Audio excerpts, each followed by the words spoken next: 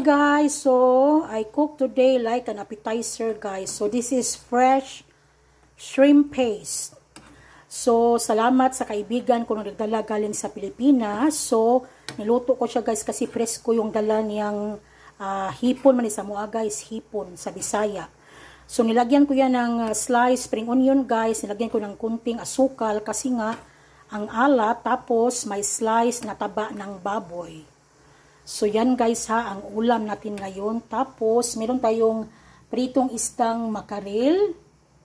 Tapos meron din tayong pork belly meat dito, guys, na nag-slice natin into thin slice. Nilagyan natin ng black pepper seeds, garlic powder, black pepper powder, slice onion.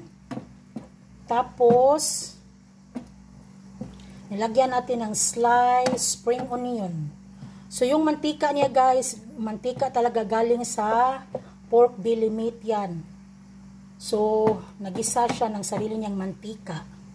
Tapos meron tayong bagong saing na bulguri rice na may sherdi vermicelli pasta. So yan ang ulam natin ngayon, guys. So ang sarap. Kaya kainan na, guys. Bye!